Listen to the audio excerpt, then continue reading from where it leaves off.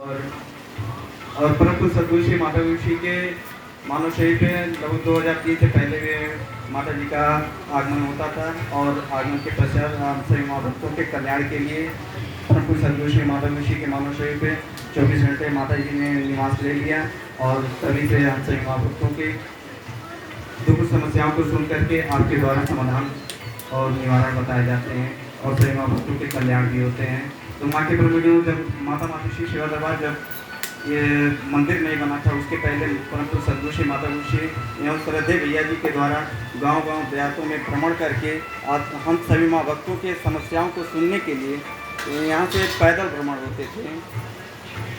आज तो आप सभी माँ भक्त दरबार लग गया है, दरबार में आते हैं, अपनी समस्याओं को आसानी से आप सभी माँ भक्त सुनाते हैं।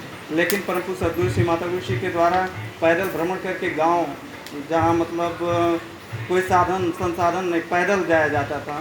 क्योंकि दरबार एक जब शुरुआत हुआ था ये निर्धन और मतलब बहुत ही निर्धन थे घर परिवार के, जिसमें मतलब जाने के लिए भक्तों के वहाँ किराए भाड़ा की व्यवस्था भी नहीं रहते थे।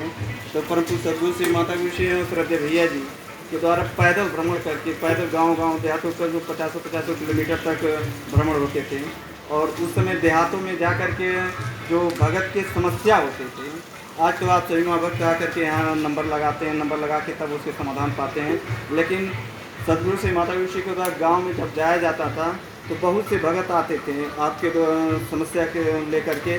जैसे किसी गांव में अगर पहुँचे तो सबको ये होता है कि माता जी आ गई, माता जी आ रही हैं।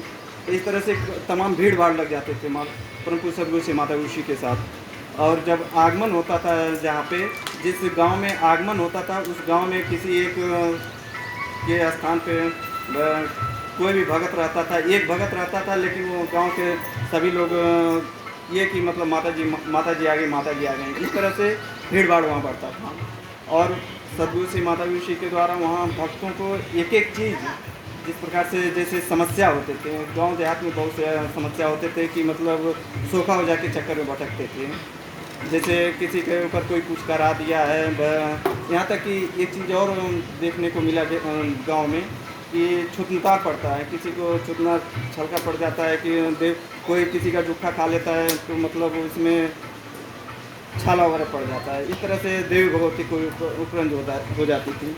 तो ऐसे इस तरह से समस्या जब परम पूज्य सद्गुरु श्री माता गुरु श्री के चरण में आते तो सद्गुरु श्री माता गुरु श्री के चरण दर्शन से उनके द्वारा अगर जो कुछ प्रसाद दे दिया जाता था तो उन भक्तों का कल्याण हो जाता था।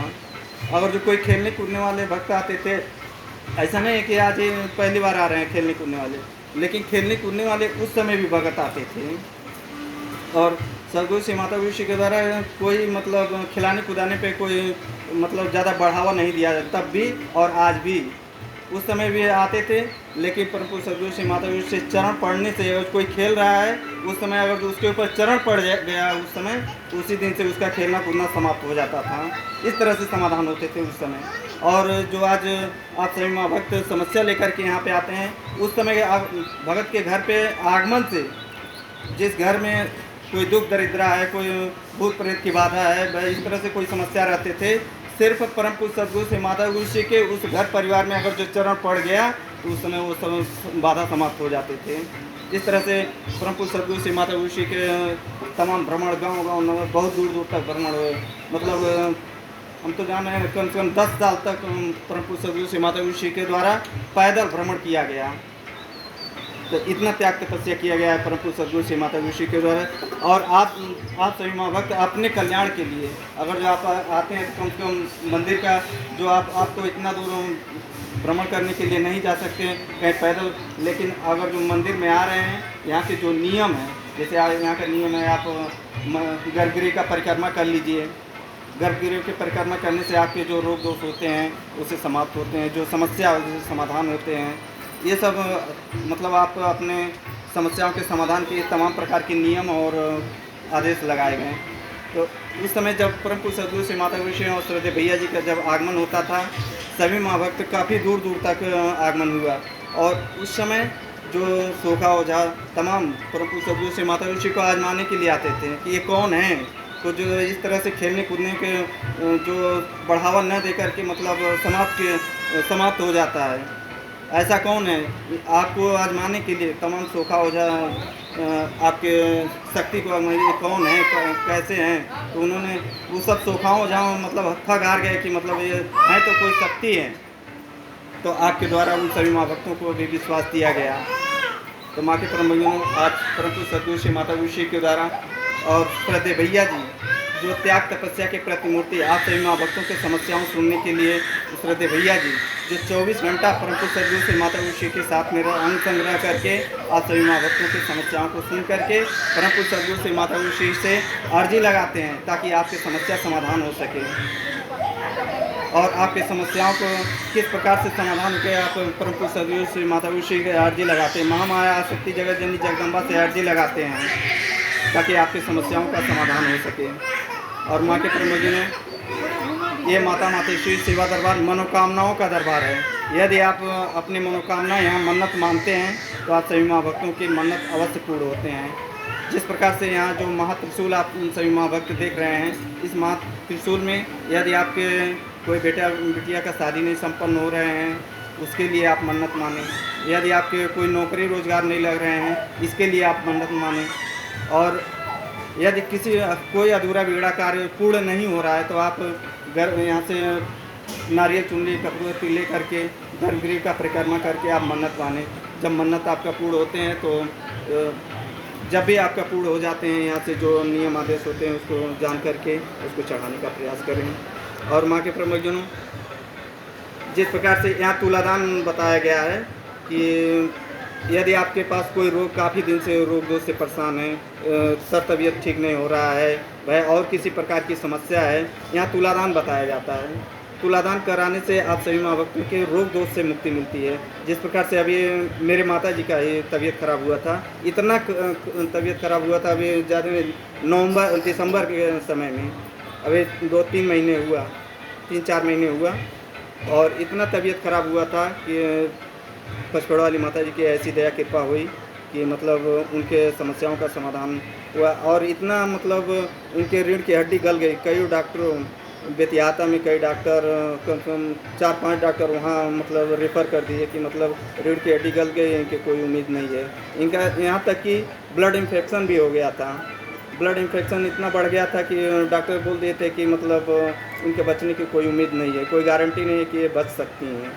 तो नंगलिया हॉस्पिटल में हम भर्ती के परंतु सदगुरु श्री माता गुरु का उस समय आगमन गाजीपुर में हुआ था और हम अकेले नंगलिया हॉस्पिटल में अपने माता जी को लेकर भर्ती हुए थे।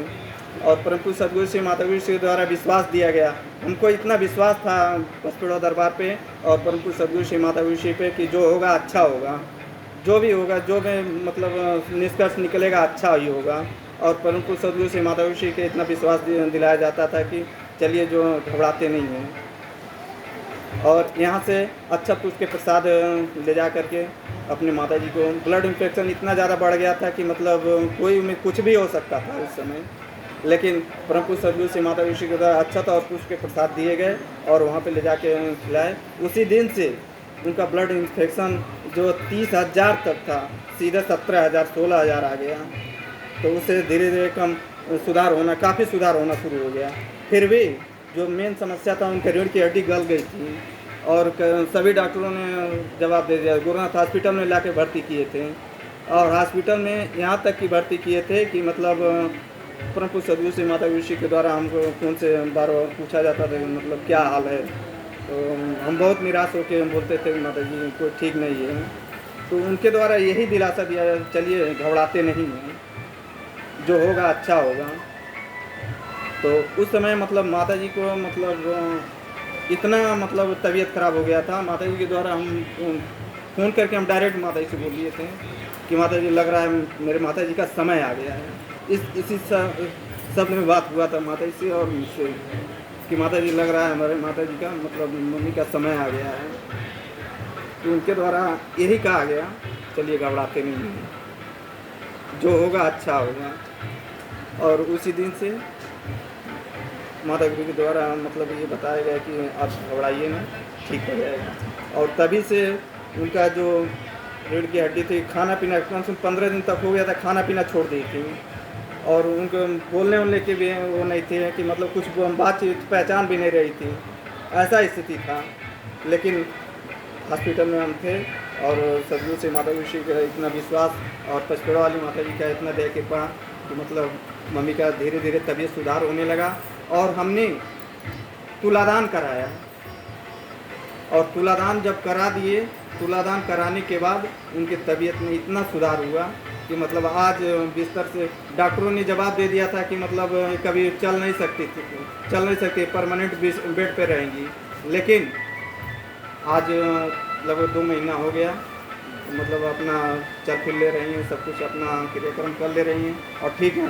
और ये तुलादान से हुआ है।